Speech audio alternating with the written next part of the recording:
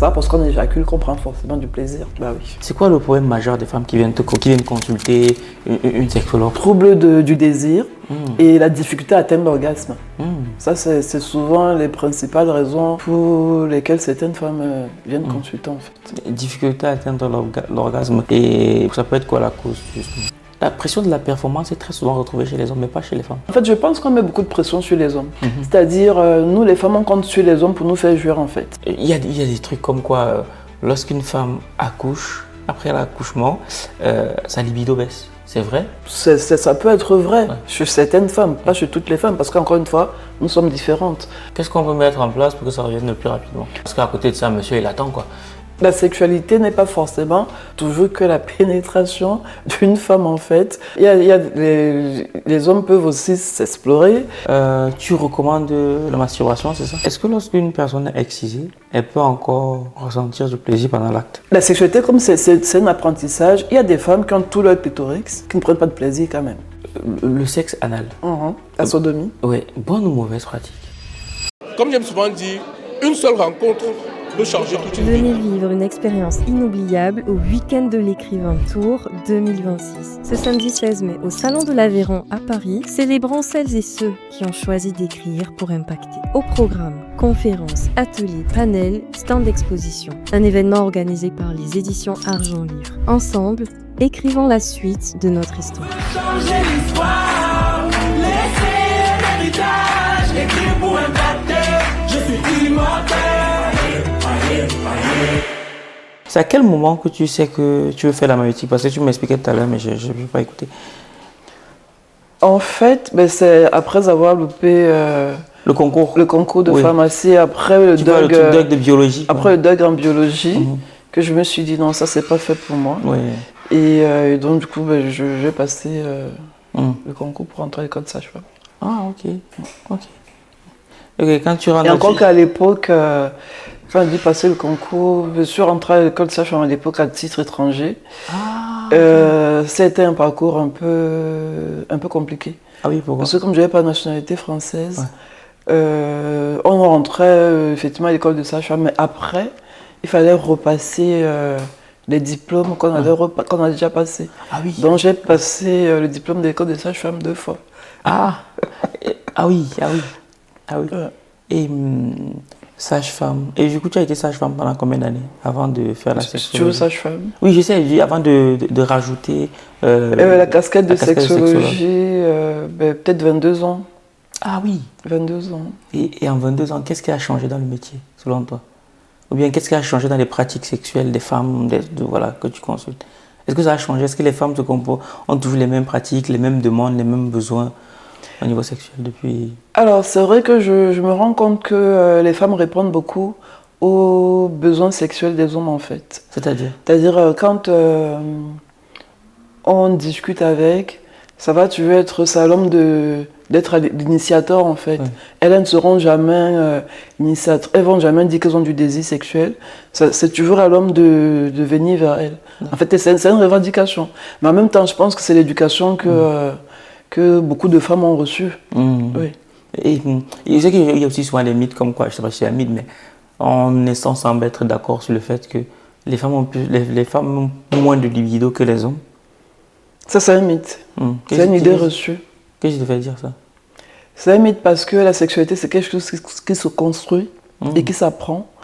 Et donc, la libido, c'est un besoin physiologique. C'est comme la faim.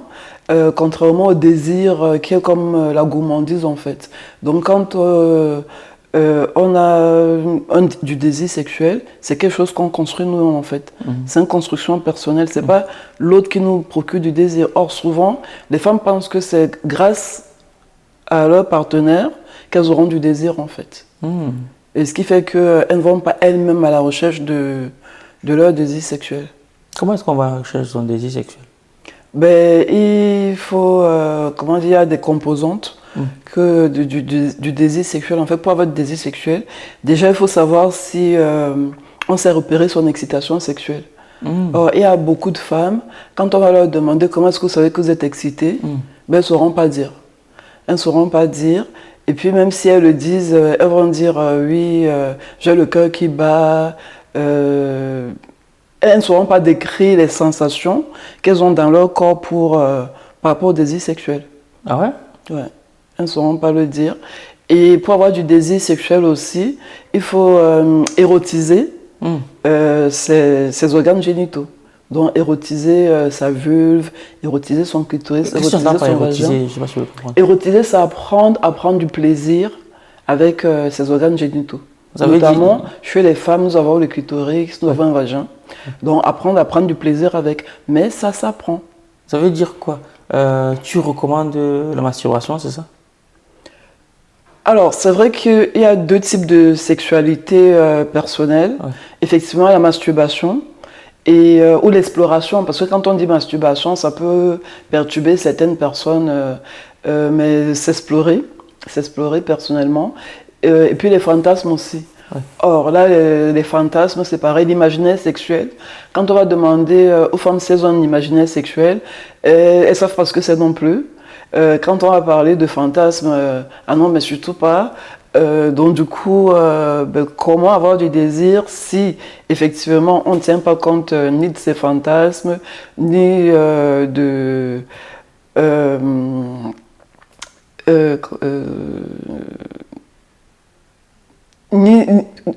ni on ne s'explore en fait. Et autre chose, pour avoir du désir, il faut être un minimum attiré sexuellement par l'autre. Attiré sexuellement. Quand on va demander à une femme qu'est-ce qui vous attire chez votre mari, elle va dire il a de beaux yeux.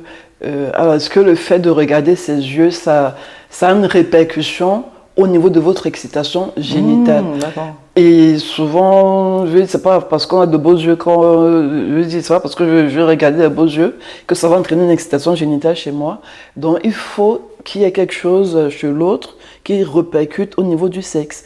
Et souvent, chez les femmes, ça va se limiter au niveau du haut du corps. D'accord. Pas forcément au niveau génital. Et pour avoir du désir sexuel aussi, il faut prendre du plaisir sexuel. Or, pour prendre du plaisir sexuel, il faut avoir du désir sexuel. C'est pas un cercle. Voilà, ça va ensemble. Et puis, il faut aussi érotiser la distance. Érotiser la distance, ça veut dire quoi? Ça veut dire, quand je ne suis pas avec mon compagnon, voilà, penser sexuellement à lui. Or, dans la plupart des cas, c'est pareil, on va demander aux femmes, est-ce que quand votre compagnon n'est pas là, vous pensez sexuellement à lui? Ah ben non. Donc, c'est-à-dire toutes ces composantes-là, dont la femme ne va pas... Je veux dire, elle va pas tenir compte de tout ça, fait que elle n'aura pas de désir. Et si elle n'a pas de désir, c'est sûr que elle peut pas aller demander à l'autre ce dont elle a besoin. Bonjour ma personne personnelle, j'espère que tu vas bien, qu'il t'arrivera des choses bien, tu l'auras bien compris. Aujourd'hui, on reçoit Louise Moko, maïoticienne ou sage-femme qui est aussi sexothérapeute. On va parler de la santé sexuelle des femmes. Parce que tu l'auras bien compris. Sexologue, bon justement, elle va nous donner la différence entre sexologue et sexothérapeute. Ok, donc on va lui poser tout plein de questions, les questions les plus farfelues aux plus intelligentes. Bref, on est là pour apprendre. Donc merci. Si tu ne t'es pas encore abonné, abonne-toi. Vous êtes de plus en plus nombreux à vous abonner chaque mois. On compte plus de 5000 abonnés chaque mois, c'est top. Donc plus vous êtes abonnés, plus on aura des intervenants intéressants et donc plus on pourra grandir ensemble. Et Louise qui est aussi auteur d'un livre qui va sortir bientôt, vous mettez le lien dans le premier commentaire de la vidéo, qui s'intitule, bon, je n'ai pas encore le titre, mais ça sera autour de la sexologie, tu l'auras bien compris. Bref, bonjour Louise. Bonjour Valère. Alors, ta caméra est là. Pour ceux qui te découvrent aujourd'hui, en 2 mots, qui es-tu? Alors, je suis Louise Moko, sage-femme sexologue et depuis une trentaine d'années. Depuis une trentaine d'années, ça veut dire qu'il y a de l'expérience. Et tout à l'heure, tu nous laissais donc comprendre. Oh, sexologue depuis une dizaine d'années. Sexologue depuis une dizaine d'années. Ok. Et là, tout de suite, moi, j'aimerais poser une question bête, ou peut-être pas. Est-ce que c'est possible de resserrer le vagin d'une femme? Est-ce que c'est possible de resserrer le vagin d'une femme? Oui. La base de la base, c'est la rééducation du périnée. La différence, c'est quoi? Et effectivement, grâce à la rééducation périnéale, ça permet de... Quand on dit le vagin, en fait, qu'est-ce qu'on a autour du vagin? On a un muscle qu'on appelle le muscle périnée. Et dans ce muscle-là, en le travaillant, on réussit effectivement à resserrer le vagin, comme on dit. Mais déjà... Alors, maintenant, c'est vrai qu'il y a des femmes qui, par exemple, ont subi des forceps compliqués ou des ventouses compliquées au moment de l'accouchement. Et ça peut-être ça peut avoir un incident au niveau des muscles. Et à ce moment-là, dans certains cas, il y a des médecins qui peuvent utiliser du botox, du laser ou de la chirurgie. La chirurgie pour... Ok, tu as parlé de forceps, tu as parlé de... Ventouse. C'est quoi? Ça sert à quoi? Dans quel contexte est-ce qu'on utilise? Mais les forceps, la ventouse. Alors, les forceps, c'est en fait comme deux cuillères qu'on va insérer au niveau de la tête. Au niveau du périnée féminin, donc au niveau du vagin de la maman pour faire naître bébé. Et la ventouse, pareil, c'est un peu comme un petit chapeau, comme sur la tête de bébé pour le... C'est un peu comme ce qu'on met pour les toilettes, quoi.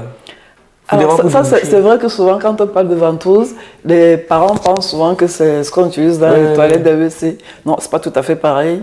C'est un petit appareil qui a été très très bien conçu pour aller au sommet de la tête du bébé, pour guider le bébé vers la sortie. Et ça c'est fait par les gynécos. Et c'est vrai que dans certains cas, alors on n'a pas toute la même musculature. Il y a des gens qui ont une musculature tonique et des gens qui ont une musculature un peu plus fragile. Et c'est vrai que le fait d'étirer ces muscles-là, ça peut effectivement dilater,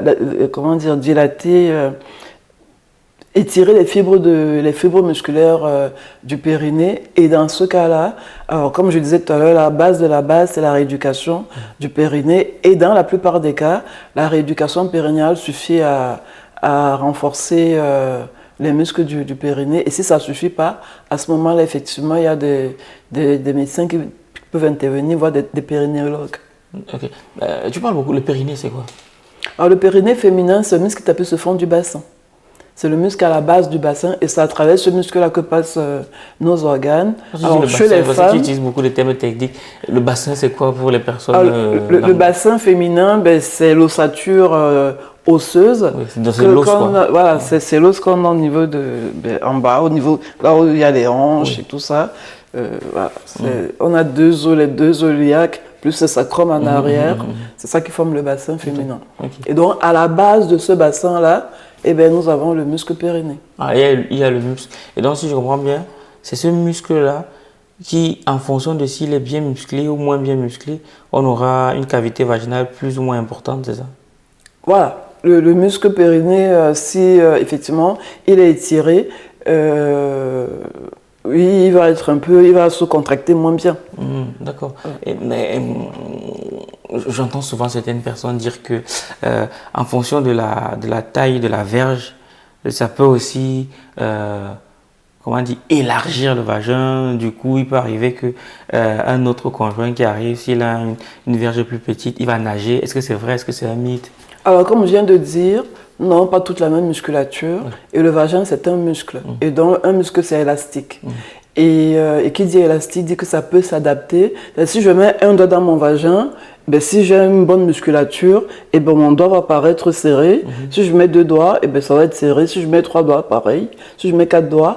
Donc, un monsieur qui a une large verge et un monsieur, alors après, ça dépend de ce qu'on appelle petit, mais un monsieur qui a une petite verge, ça n'a rien à voir. En tout cas, c'est pas le pénis qui va étirer les fibres du vagin. Au contraire, quand le pénis rentre dans le vagin, en contractant les muscles du vagin, ça adopte la forme du vagin en fait. Donc ça veut dire que c'est un mythe comme quoi quand une femme a déjà connu Dagobert, Alexandre, Arthur. C'est complètement un mythe parce que, encore une fois, ça dépend de la musculature de chacune. Il y a des gens qui sont plutôt bien musclés et puis il y a des gens qui ne sont pas bien musclés. Donc ça n'a rien à voir avec le fait qu'on ait connu 10 mecs ou 20 mecs. Et est-ce qu'il t'est arrivé de recevoir une femme qui se trouve trop large?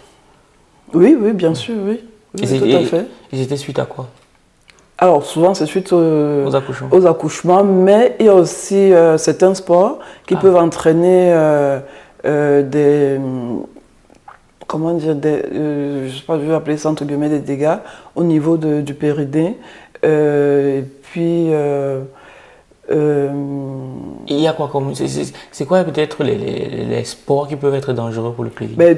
Tous les sports à impact. Tous les sports à impact, par exemple la corde à sauter, le trampoline, tout ce qui est tennis. Alors encore une fois, alors si on regarde la courbe mathématique de Gauss, je ne sais pas si vous vous rappelez, oui, bien sûr, voilà, la courbe mathématique de Gauss, voilà, il y a des femmes qui seront très bien musclées, puis il y en a qui ne seront pas du tout musclées, et puis la majorité, voilà. Donc c'est vrai que si on regarde, il y a des femmes qui pourront faire des sauts, des bonds, avoir des forceps, des ventouses sans qu'il ne se passe rien. Et puis il y a d'autres, si elles se mettent à faire ce que les autres font, et bien ça va entraîner des dégâts. Donc du coup... D'accord. Et c'est quoi les sports justement qui peuvent être bons pour la santé sexuelle du coup d'une femme?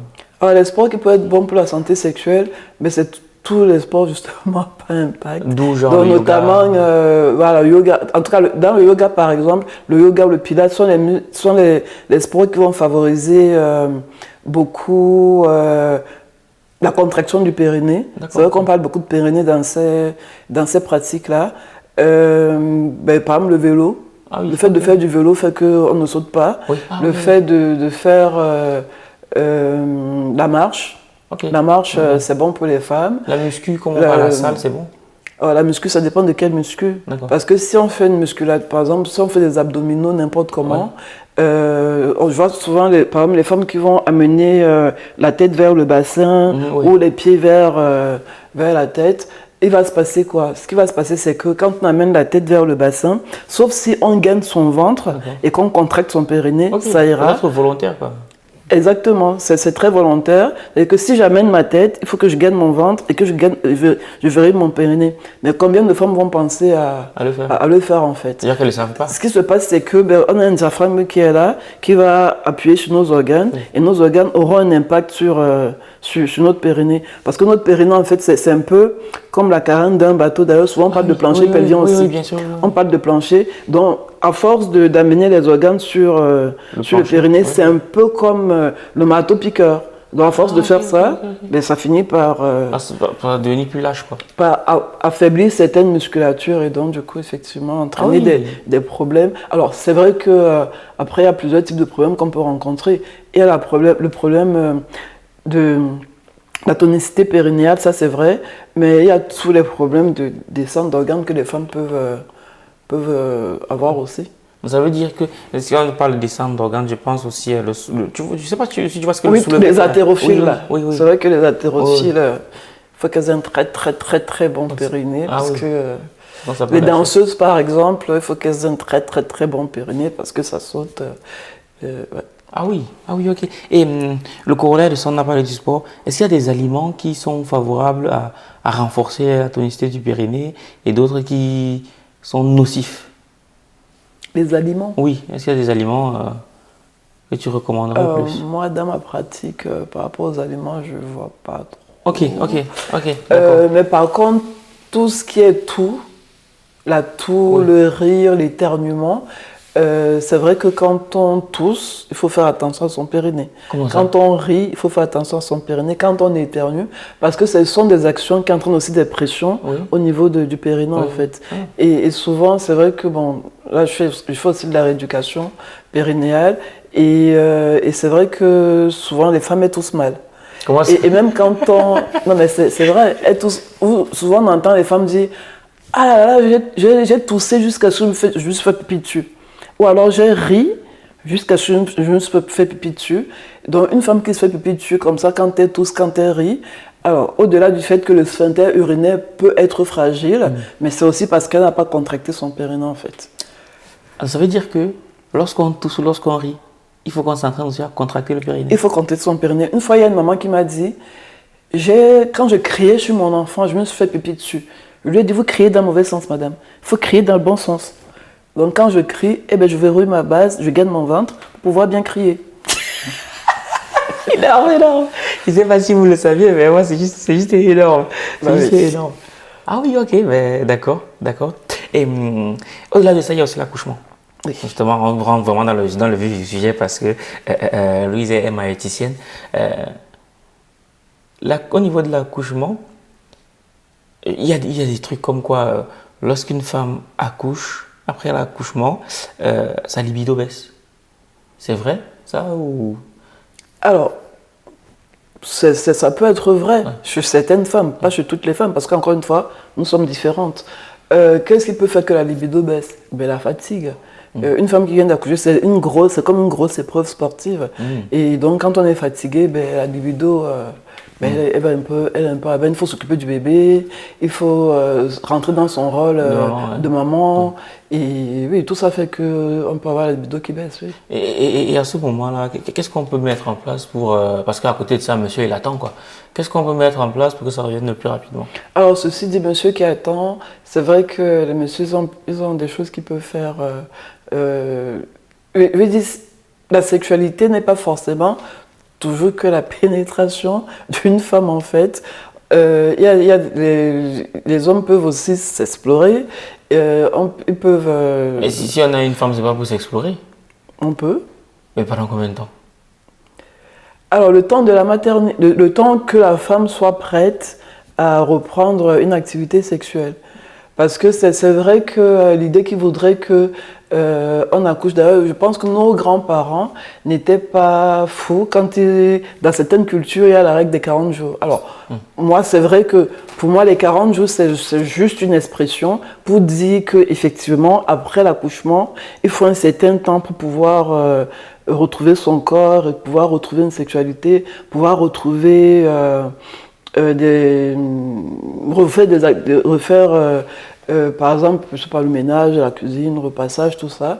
Dans certaines cultures, les femmes vont s'installer chez leur maman après l'accouchement, alors c'est la maman qui vient s'installer chez sa fille. Et bien c'est aussi le temps qu'il faut pour que l'allaitement s'installe, par exemple, pour les femmes qui donnent le sein. Et donc du coup, si elles sont sollicitées par leur compagnon, ben, le fait d'être trop sollicité, ça stresse en fait. Et quand on est stressé, ben, l'allaitement par exemple, ça se passe pas bien. Donc du coup, je pense que nos grands-parents n'étaient pas fous à l'époque pour mettre un peu tout ça en stand-by. Et alors, ceci, il ne faut pas croire, hein, un homme qui vient d'avoir un bébé, dans la plupart des cas, ils ne sont pas très vaillants non plus, hein, ils sont fatigués aussi. Et aujourd'hui, c'est vrai qu'on a plutôt on est sur une génération, on les appelle les nouveaux pères. Et les nouveaux pères, ce n'est pas comme les papas que nous on a connus. Ce sont les hommes qui s'investissent un peu plus auprès de leur bébé. Moi, les papas que j'ai, c'est vrai que souvent ils sont fatigués aussi. Donc du coup, ils ne sont pas... Et dans la plupart des cas, je pense quand même qu'ils sont plutôt compréhensifs. En tout cas, de ce que moi je vois, parce qu'il y a des papas qui accompagnent leurs femmes à la rééducation périnéale, qui font la préparation à l'accouchement. Donc c'est vrai que de ce que je vois, il y a des hommes qui prennent du recul. Et oui, ils attendent que leur femme soit prête à reprendre une vie sexuelle. Oui. Et justement, dans l'accouchement, des fois, lorsque le bébé a du mal à sortir, on pratique ce qu'on appelle une épisiotomie. L'épisiotomie, c'est-à-dire quoi qu'on coupe? Parce que je ne sais plus ce qu'on coupe. Mais le muscle périnée. Ah oui, c'est vraiment le muscle périnée. Ouais. Mais est-ce que ça, justement, ça ne va pas avoir des répercussions sur la vie sexuelle plus tard? Alors, est-ce que l'épisiotomie a une répercussion? Si l'épisiotomie est bien faite et bien recousue, elle cicatrise très bien. D'accord. Et dans le cas, par exemple, où une femme aurait des douleurs suite à une épisiotomie, il y a aujourd'hui des techniques qu'on peut pratiquer pour calmer la douleur, pour que la femme n'ait plus mal en fait. Les techniques, c'est quoi?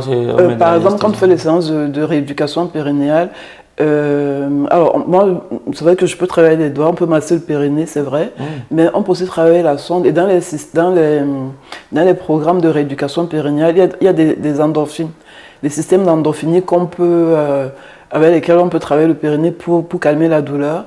Aujourd'hui, il y a la TK-thérapie aussi qu'on peut utiliser. La TK-thérapie, en fait, c'est un appareil toujours pour travailler sur la douleur, en fait. Donc, il y a toutes ces techniques-là. Et après, il faudra effectivement que la sexualité reprenne tout doucement. Moi, je dis souvent aux parents, après l'accouchement, il faut profiter justement du fait qu'on vient d'avoir un bébé. Et bien, c'est une nouvelle vie qui commence, en fait. Donc, on se relance dans une autre sexualité. Souvent, les mamans disent, oui, mais c'est pas comme avant. On dit, tu veux, comme avant, ça n'existe pas. Ça n'existe pas. En fait, il faut avancer et justement apprendre à découvrir la nouvelle femme et le nouvel homme qu'on est devenu. Parce que devenir papa, c'est rentrer dans une autre dimension. Devenir maman, c'est rentrer dans une autre dimension. Donc c'est vrai qu'il ne faut pas s'attendre à ce que ce soit comme avant. Et même des fois, c'est même mieux. Parce qu'après l'accouchement, il y a beaucoup de femmes qui font de la rééducation périnéale et qui découvrent leur périnée. Ah. Bah oui, elles découvrent. Donc du coup, en découvrant, ben, souvent j'ai les papas qui me disent il faut dire à la sage-femme qu'elle fait un métier formidable. Voilà.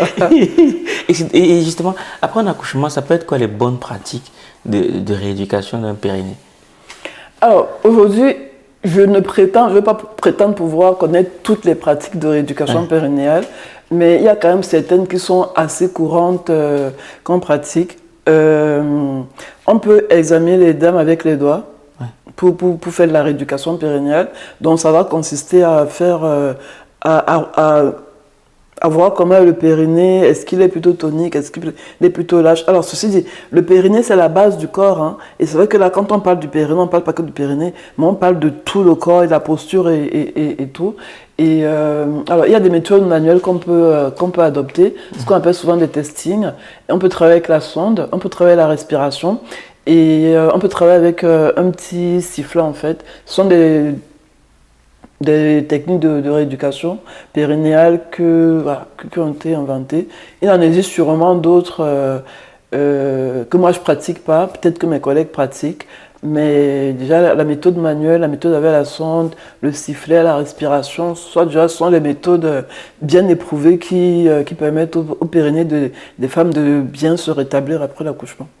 Et lorsque les femmes viennent te voir, peut-être après l'accouchement, ou même, c'est quoi le problème majeur des femmes qui viennent consulter une sexologue? C'est quoi leur problème majeur? Alors, c'est vrai que j'ai beaucoup de femmes qui ont des douleurs, ce qu'on appelle des dyspareunies en fait. Des femmes qui ont du vaginisme, mais... C'est quoi déjà? Parce que le vaginisme, qu'est-ce que c'est? Le vaginisme, alors c'est la contracture réflexe des muscles du périnée. Alors moi, j'ai fait des études de sexologie, mais j'ai surtout fait des études de ce qu'on appelle le sexo-corporel. Ça vient du Canada, en fait. Le sexo-corporel, et dans le sexo-corporel, on définit le vaginisme comme étant l'impossibilité de pénétration du pénis dans le vagin. C'est-à-dire qu'il y a plein de choses qui peuvent rentrer dans le vagin, mais dès que le pénis arrive, hop, ça bloque. Et donc on parlait des raisons pour lesquelles les femmes venaient consulter. Donc effectivement il y a la dyspareunie, le vaginisme, mais surtout des troubles du désir et la difficulté à atteindre l'orgasme. Ça c'est souvent les principales raisons pour lesquelles certaines femmes viennent consulter en fait. Difficulté à atteindre l'orgasme et très souvent ça peut être quoi la cause justement? Pour atteindre l'orgasme. Alors, c'est vrai qu'il faut dire que les femmes, on ne se connaît pas trop. On ne se connaît pas trop. Donc, tout à l'heure, je parlais d'excitation génitale, c'est la base en fait. Une femme qui ne sait pas comment s'exciter, ça va être compliqué d'atteindre l'orgasme parce que pour atteindre l'orgasme, il faut commencer par l'excitation génitale. Et si on ne sait pas repérer son excitation, ça va être compliqué de faire monter cette excitation-là. Et alors, une fois qu'on commence à faire monter l'excitation, c'est vrai que nous, les femmes, on lubrifie. En fait, la lubrification, c'est la transsudation du vagin grâce justement aussi aux muscles périnéés qui se contractent bien. Et donc, une fois qu'on est lubrifié, alors, comme je viens de dire, j'ai fait des études de sexo-corporel. Et c'est vrai que dans les études de sexo-corporel, on parle des modes d'excitation sexuelle. Les modes d'excitation sexuelle, c'est la manière dont on utilise son corps en fait pour faire monter l'excitation sexuelle. Et comment est-ce qu'on utilise son corps? Grâce à ce qu'on appelle les lois du corps. Les lois du corps, c'est le mouvement, c'est la manière d'utiliser l'espace. C'est vrai que si une personne est comme ça, pour atteindre l'orgasme, ça va être un peu compliqué. C'est la manière d'utiliser l'espace, c'est surtout la manière d'utiliser sa respiration. Ah oui. Et surtout... par rapport aux lois du corps, c'est aussi comment dire?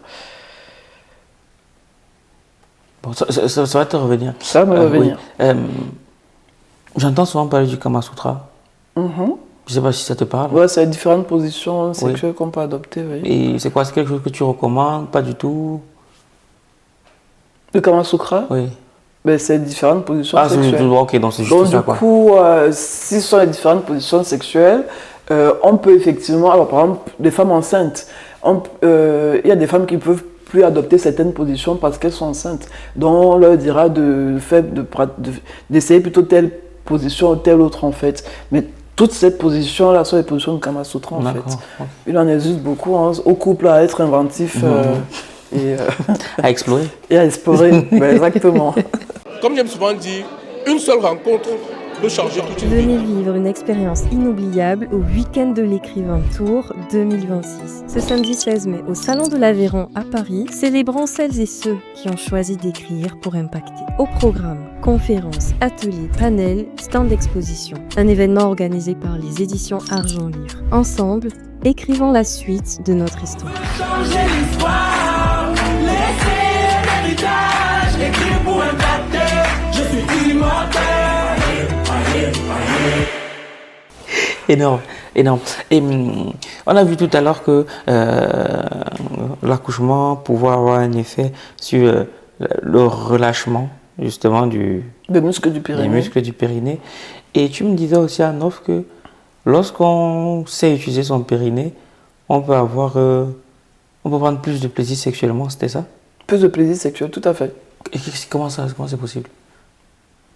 Ben, on dit souvent que le périnée, c'est un muscle de l'orgasme. Ah ouais? Alors, tout à l'heure, on disait effectivement que si on a une musculature qui est assez lâche, ben, pour le contracter, ça va être assez compliqué. Et en contractant son périnée, là, je viens de parler des lois du corps. Et justement, le mouvement, ça fait partie des lois du corps. Donc, en contractant son périnée, en travaillant, en basculant son bassin, et ben, ça permet d'aller à la recherche de son plaisir, de son orgasme, en fait. Pour toi, toutes les femmes peuvent atteindre l'orgasme? Parce que j'ai souvent entendu que bon, c'est pas un truc qui forcément peut concerner toutes les femmes. Mais est-ce que toutes les femmes peuvent Est-ce que toutes les femmes peuvent atteindre l'orgasme? Étant donné que la sexualité, c'est quelque chose qui s'apprend, ben, pour ma part, je pense que si on prend une femme qui est analphabète au niveau de la sexualité, on peut effectivement, avec l'apprentissage, ben, lui montrer effectivement comment faire pour atteindre l'orgasme. Il y a aussi un truc qu'on entend très souvent chez les hommes, des femmes dire que les hommes sont faibles. L'anachronisme, c'est même faf. Ils disent que bon, lui, il n'est pas... on est très inventif au Cameroun. Oui. Quand vous dites que faible ou fesses, je reprends certains termes. Ou bien on entend souvent des femmes dire que ouais, lui, il ne me satisfait pas et tout le bazar. Alors faible ou fesse, ça veut dire qu'il ne tient pas son érection il ne tient pas, qu'il éjacule vite, qu'il n'arrive pas à la satisfaire. En gros, c'est ça. Et du coup, ça met souvent une pression supplémentaire aux hommes. Mais ça, on a l'impression que chez les femmes, il n'y a pas cette pression-là.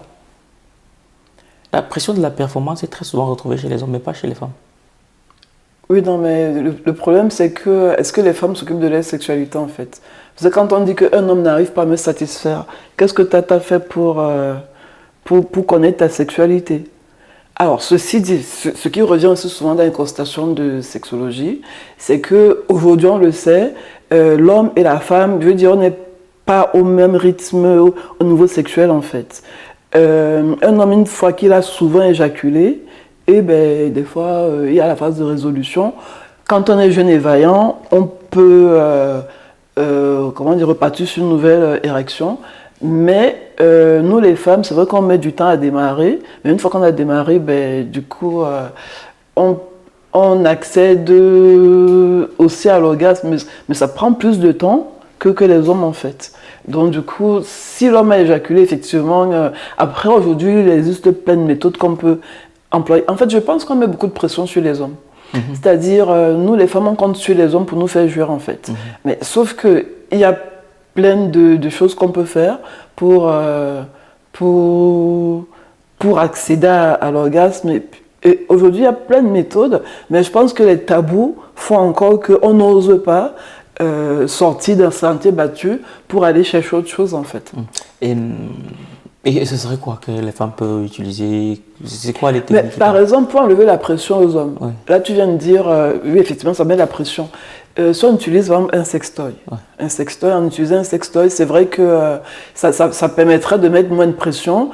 Si on sait que on peut utiliser ça dans le couple pour que la femme arrive à trouver son plaisir. Alors maintenant, souvent, ce que j'entends dans mes consultations, c'est oui, mais moi j'aime beaucoup plus quand on me stimule au niveau de mon clitoris par rapport à, je ne sens rien quand on me pénètre au niveau vaginal. Encore une fois, ça s'apprend.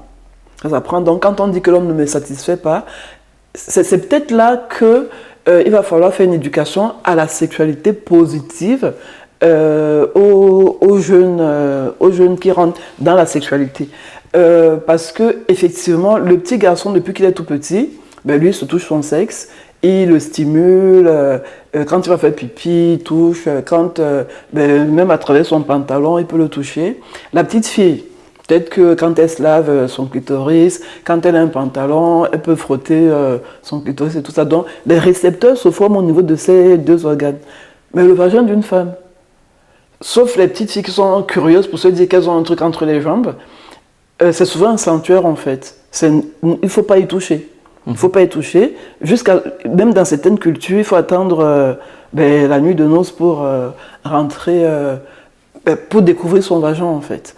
C'est-à-dire que même, on peut découvrir le vagin autrement, oui, quand on a les règles, tout ça, mais les règles, ce n'est pas quelque chose qui pénètre dans le vagin. Il y a des femmes dans leur culture, même rentrer un tampon, elles n'osent pas rentrer un tampon. Donc la femme, elle arrive souvent à l'âge de 18 ans, et même souvent au mariage, avec un vagin qui est complètement inexploré. Donc le vagin, ça s'explore.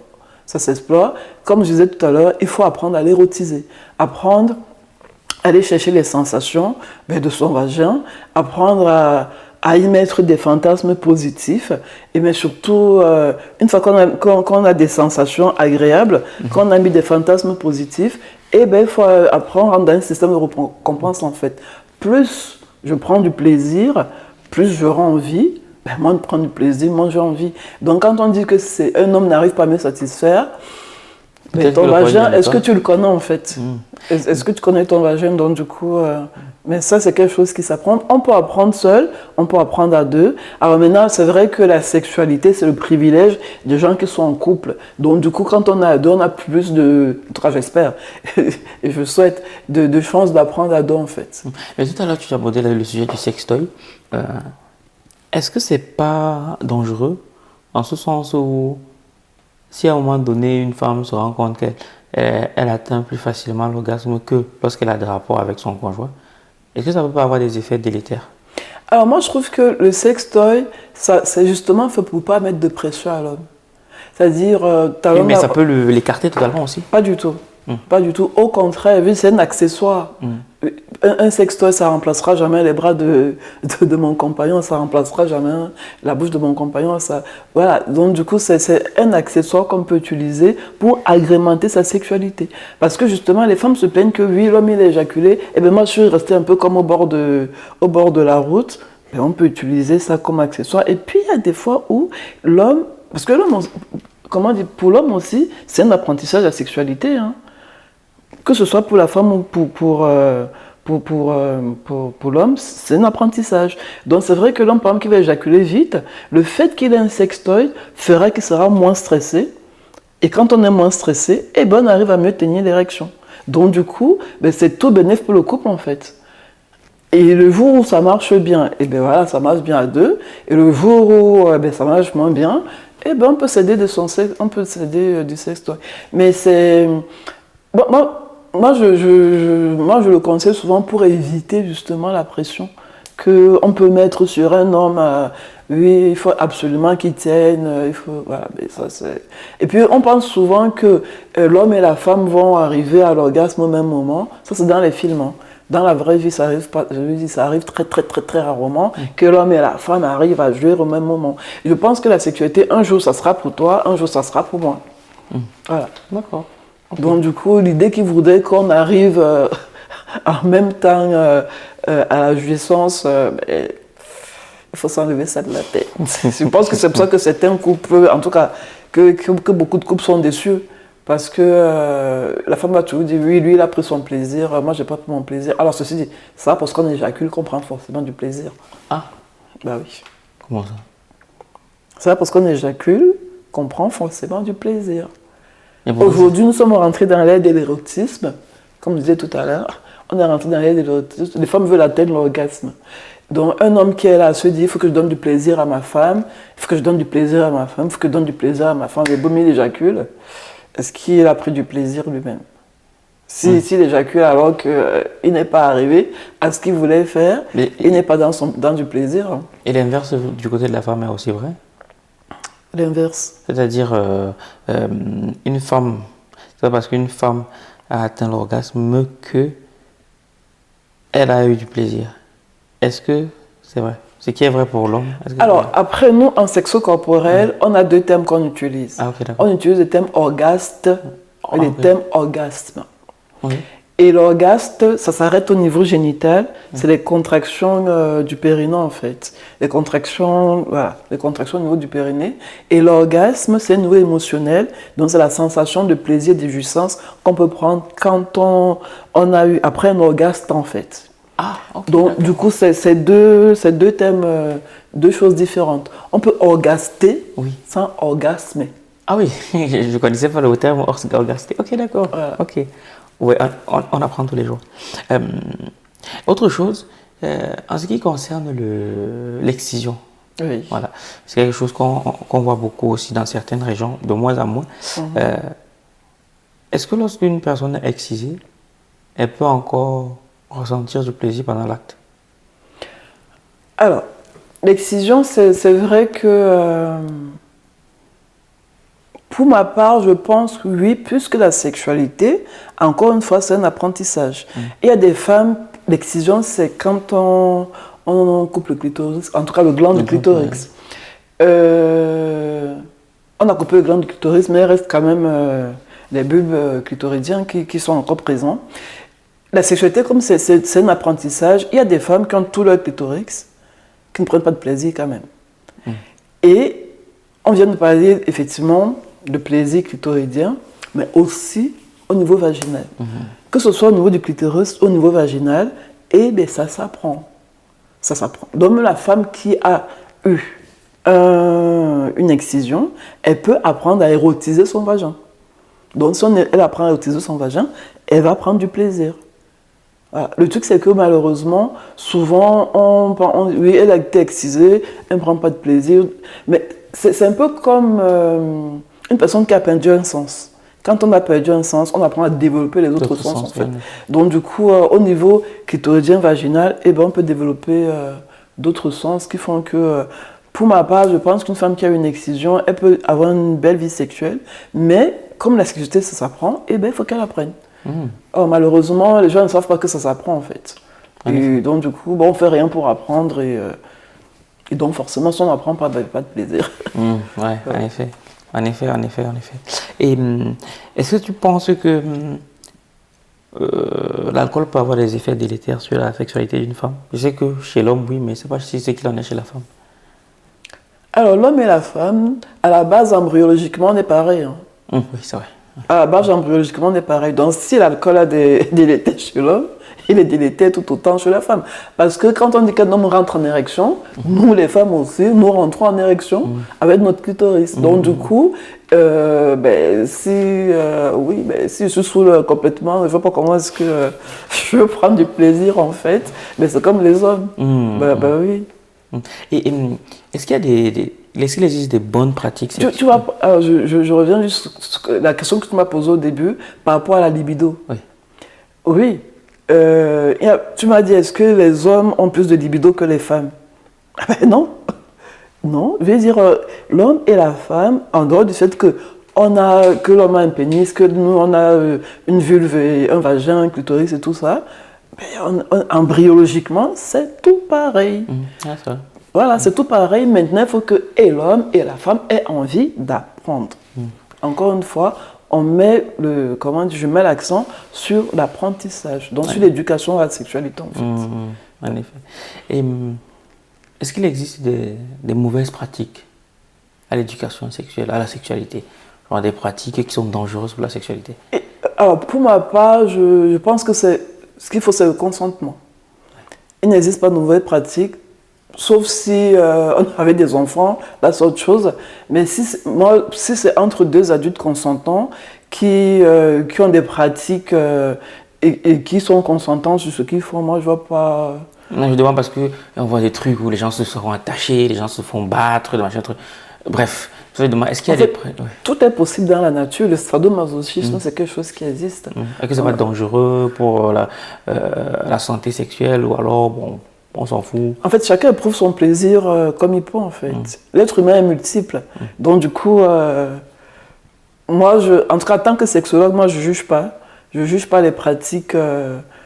Si le fond, c'est que je trouve forcément du plaisir. Hein. Ouais. Okay. Donc, du coup... Il n'y a pas de danger à long terme pour vous? Enfin, pour alors, toi, des dangers... alors, moi, il y a des pratiques que je... En tout cas, moi, je ne pratique pas certaines choses. Mais c'est vrai que si on parle de danger, oui, il faut être... Parce que, par exemple, les gens qui font du bandage, par exemple, il faut faire attention. Il faut avoir très, très confiance à la personne qui fait ça, en fait, pour que ça ne devienne pas dangereux, justement. Et c'est là que je pense que ces gens-là, quand ils font, en tout cas ceux qui font ce type de pratique, ils signent souvent des accords et des contrats disant qu'on ne va pas au-delà de ça, en fait. Donc, du coup, on ne se lance pas dans des pratiques comme ça. Il faut, je pense, comme on dit souvent, il faut que ce soit fait par des professionnels. Donc, ça s'apprend. Ouais. Tout s'apprend. Ouais. Ça aussi, ça s'apprend. D'accord. Et est-ce qu'il y a des bonnes pratiques, du coup?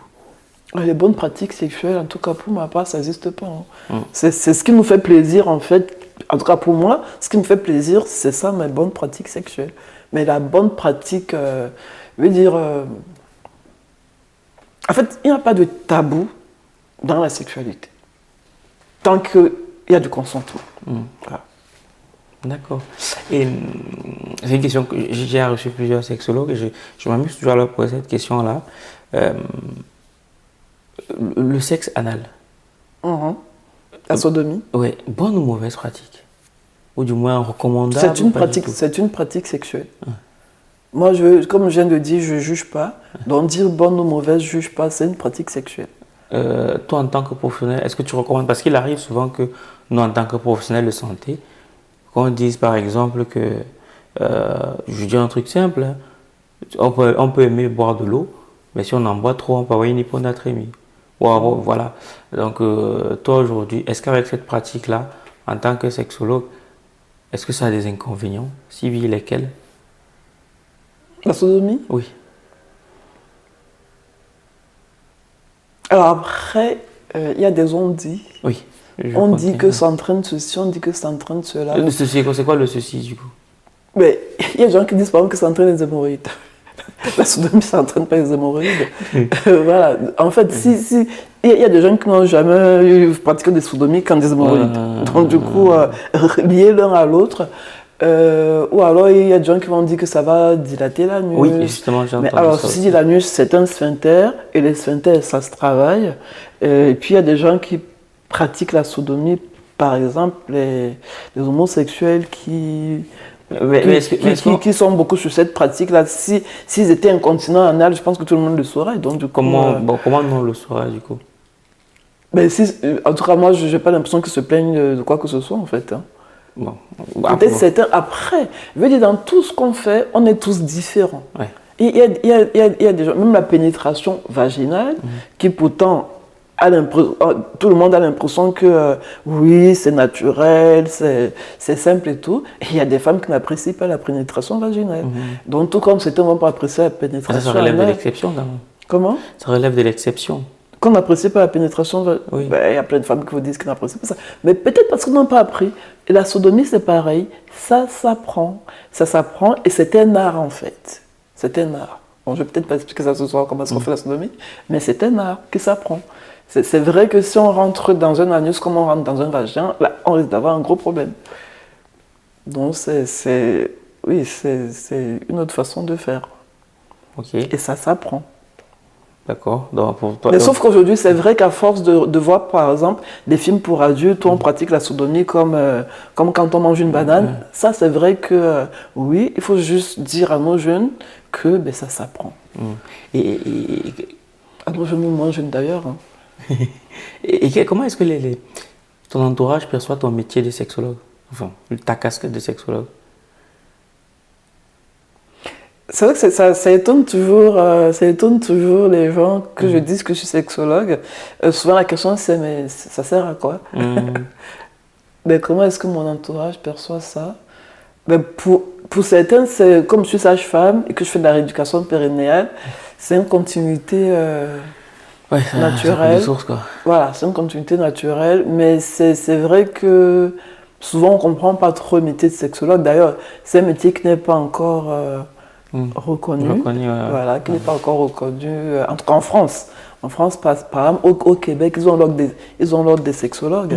Mais en France, pour l'instant, on est en train de chercher les moyens pour organiser tout ça. Voilà, pour que ce soit reconnu et Ah oui. et qui parce qu'aujourd'hui, tout le monde peut se décréter sexologue, en fait.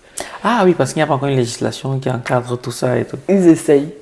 Oui, Ils essayent, grâce à des associations grâce aux associations de sexologues, ils essayent, mais pour l'instant, ce n'est pas encore complètement reconnu. Et lorsqu'on est parent, toi tu es parent, comment est-ce qu'on fait pour éduquer son enfant sexuellement? C'est pas toujours facile.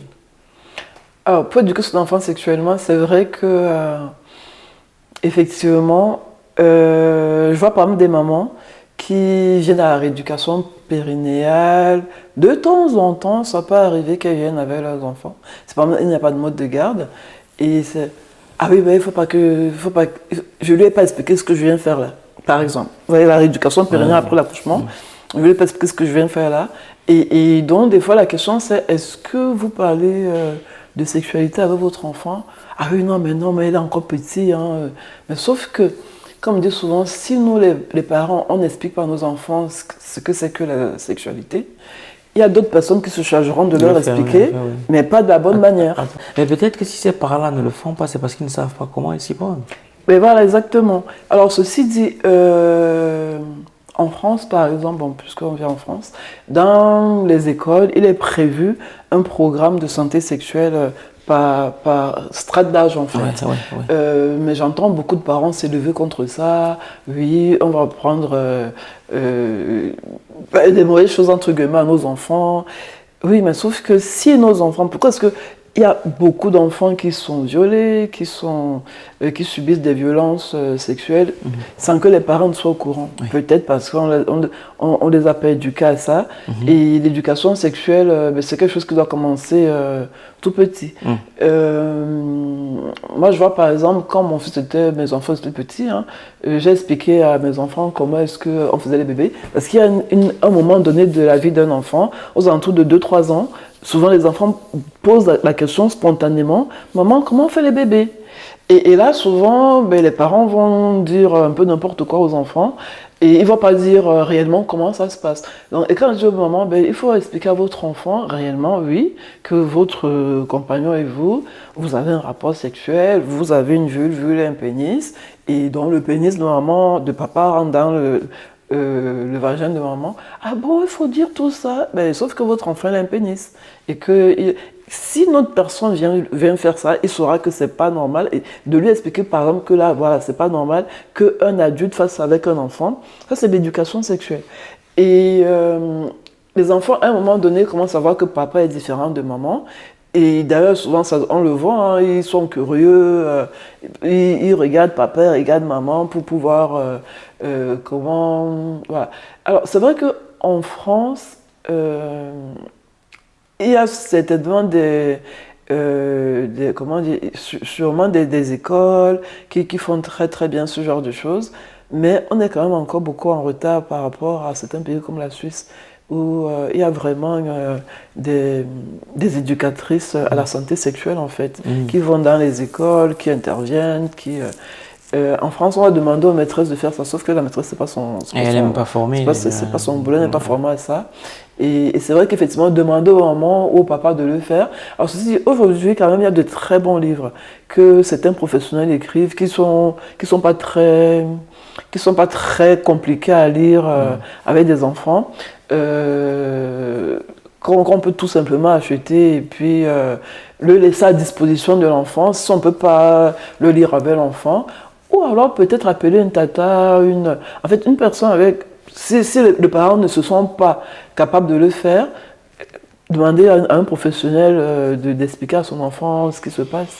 Moi, je fais de la rééducation du périnée et de temps en temps, les mamans viennent, comme je viens de dire, avec leurs enfants et je dis à la maman, vous lui avez expliqué ce que vous venez faire? Ah oui, mais non, je ne veux pas lui expliquer. Ben oui, mais moi, je explique à l'enfant ce que vient faire la maman. C'est-à-dire qu'après l'accouchement, souvent je dis à l'enfant, tu fais du sport à l'école? Oui. Mais voilà, après l'accouchement, le muscle par lequel sort le bébé de maman peut se fragiliser. Et bien maman, après l'accouchement, il faut qu'elle refasse le sport de son muscle pour le retonifier. Et c'est aussi simple que ça. C'est-à-dire, on utilise des mots qui correspondent à l'enfant. Oui, il faut utiliser les mots qui correspondent à l'enfant. Il faut utiliser les mots qui correspondent à l'enfant, effectivement. Oui, en effet. Ouais. Et c'est quoi la plus grosse erreur que commettent les hommes lorsqu'il s'agit de leur rapport avec les femmes, d'un point de vue sexuel? C'est quoi l'erreur qui revient très souvent? T'es posé une colle là. Là, c'est une colle. Ah. Parce que chaque couple est différent, chaque... Il y a une erreur qui revient souvent, un peu commune. Alors, ce dont les femmes se plaignent le plus, c'est ce que je disais tout à l'heure, c'est qu'une fois que l'homme a éjaculé, les femmes ont l'impression qu'elles restent un peu sur le bord du chemin. Et du coup, les hommes après, c'est comme si le travail est fini entre le travail. Mais c'est comme s'il n'y a plus rien à faire en fait.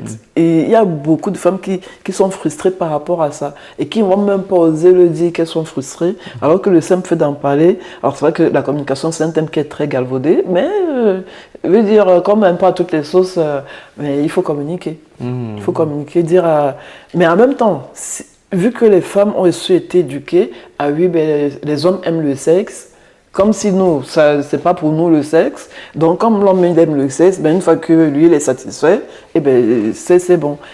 Non, la sexualité, c'est pour les deux membres du couple. Et ça passe par la communication. Mais encore, faudrait-il que la femme sache qu'il faut que... En effet. Qu'elle dise qu'elle n'est pas satisfaite, quoi. Voilà. En tout cas, vous aurez bien compris. Tout ceci est dans le livre de Louise. On vous met le lien dans le premier commentaire de la vidéo. Allez-y, cliquez. Si vous estimez que vous n'en avez pas besoin, au moins vous pourrez trouver le vocabulaire qu'il faut pour en parler à vos enfants. Parce que vos enfants, si vous ne les éduquez pas sur ces aspects-là, eh bien, il y aura quelqu'un d'autre qui le fera. Et ça ne sera pas toujours de la plus belle des manières. Louise, du coup, on arrive pratiquement au thème de notre échange. Mais j'aurai encore deux petites questions comme ça qui n'ont pas vraiment de lien avec le thème de l'échange aujourd'hui. Est-ce que tu es croyant? Est-ce que tu es quelqu'un de spirituel? Tu te définis plus comme quelqu'un qui est croyante, chrétienne, musulmane? Comment je te définis? Tu es chrétienne. Tu es chrétienne. Ouais. Et un boulot comme celui-là en tant que chrétienne, c'est casquette de sexologue, chrétienne. Alors je trouve que, oui, comment dire, la nature nous a dotés d'un corps formidable avec la sexualité. Et justement, il faut utiliser tout ce que la nature nous donne pour se faire plaisir, en fait. Oui. C'est-à-dire, on peut se faire plaisir, comme je disais tout à l'heure. La sexualité, c'est le privilège. Bon, si on a la chance d'être en couple,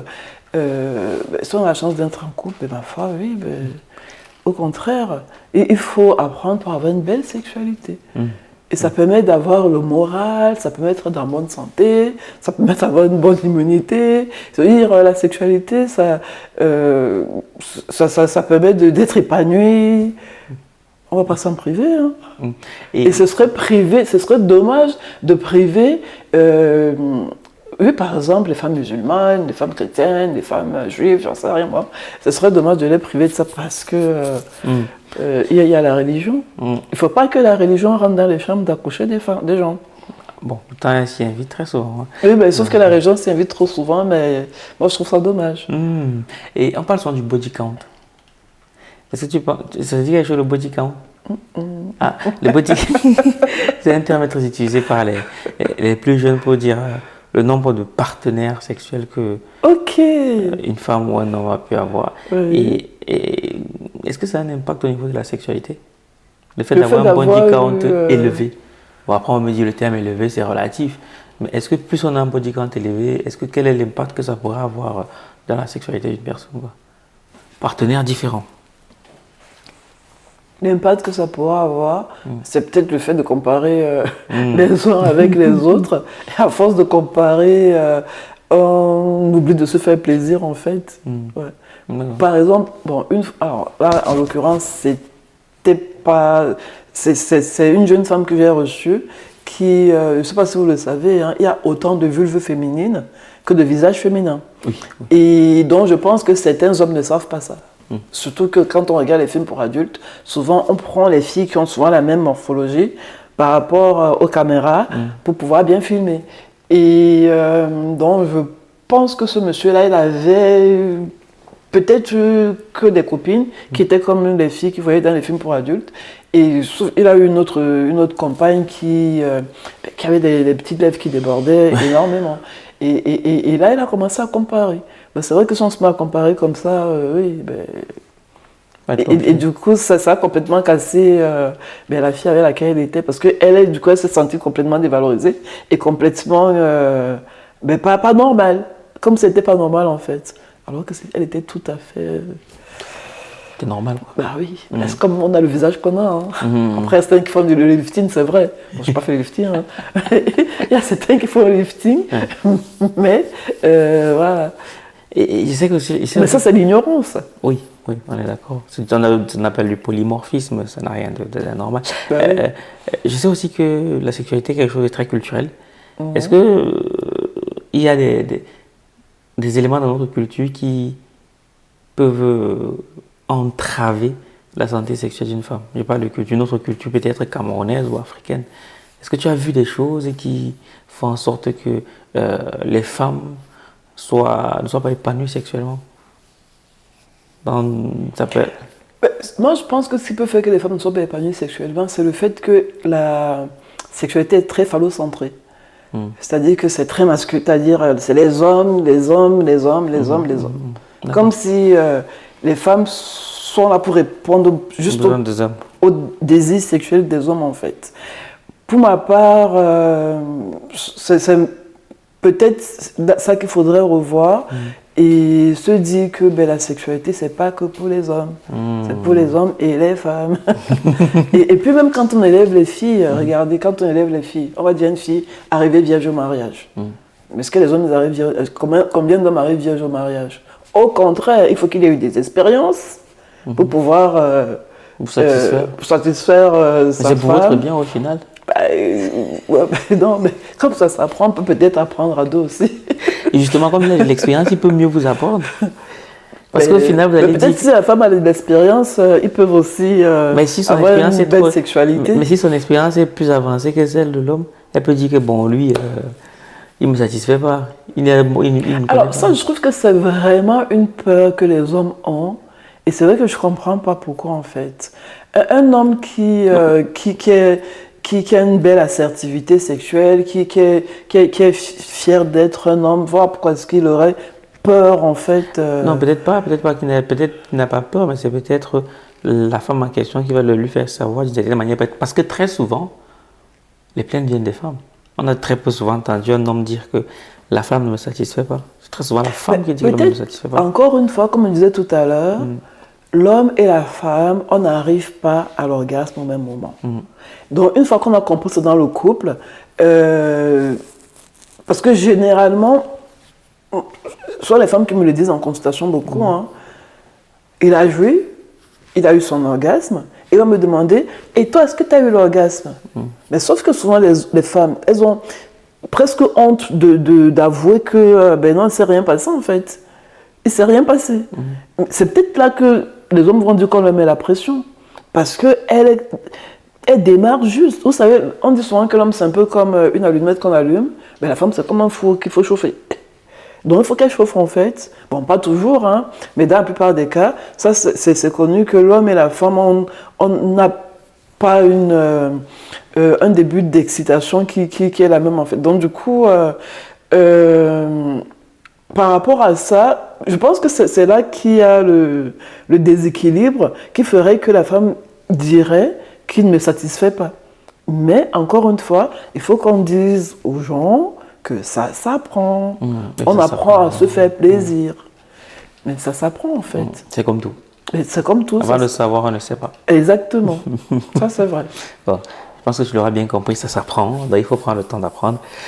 Ta caméra, elle est là, Louise, c'est le mot de la fin. Qu'est-ce que tu aimerais qu'on retienne de ton passage ici? Qu'est-ce que tu aimerais qu'on retienne au sujet de la sexualité féminine? Au sujet de la sexualité féminine, j'aimerais que les femmes apprennent à érotiser leur corps. On peut érotiser tout le corps, c'est-à-dire apprendre à prendre du plaisir en fait, et surtout qu'elles ne comptent pas que sur les hommes justement pour prendre du plaisir. On a un corps que la nature nous a donné et qu'on peut explorer, on peut avoir des fantasmes et que sexualité bien ordonnée commence par soi-même. Bon, je n'aurais pas pu mieux conclure que ça. Bon, tu l'auras bien compris. Hein. Tu vois, c'est un échange qu'on a voulu très simple. Si tu souhaites en savoir plus, je te recommande vivement le livre de Louise. Et dans le premier commentaire de la vidéo, prends le temps de le lire. Et quand on parle de santé sexuelle, la santé, ça te concerne d'abord toi. Et plus tu apprends, plus tu sauras quoi dire à tes enfants. Parce que des fois, on a l'impression que quand on apprend, c'est uniquement pour nous. Sauf que... En fait, ouais. C'est vrai que quand on parle de santé sexuelle, effectivement, dans le sexo-corporel, la santé sexuelle, il y a plusieurs composantes. C'est comme un arbre, en fait. Ouais. Et qui dit arbre dit qu'il y a plusieurs ramifications. Et toutes ces ramifications se rejoignent. Donc, du coup, on a plusieurs entrées pour pouvoir avoir une belle sexualité. En effet, c'est à chacun d'explorer, de voir ce qui lui correspond. Bref, l'équipe, comme je vous ai dit, merci beaucoup de vous abonner. Chaque mois, d'être de plus en plus nombreux. Donc, n'hésitez pas à vous abonner tout en bas si ce n'est pas encore fait. On sort un épisode le jeudi et le dimanche. Et plus on sera nombreux, plus on aura des invités de plus en plus quali. Et peut-être qu'on passera à 3 épisodes par semaine. Mais tout ne dépend que de vous. Donc, on s'abonne, on commente, on partage. Et comme ça, on peut grandir ensemble. C'était Valère Bélias et Louise Mouko. Et on se donne rendez-vous au prochain numéro. Minakano. Comme j'aime souvent dire, une seule rencontre peut changer toute une vie. Venez vivre une expérience inoubliable au Week-end de l'écrivain Tour 2026. Ce samedi 16 mai, au Salon de l'Aveyron à Paris, célébrons celles et ceux qui ont choisi d'écrire pour impacter. Au programme, conférences, ateliers, panels, stands d'exposition. Un événement organisé par les éditions Argent Livre. Ensemble, écrivons la suite de notre histoire. Changer l'histoire.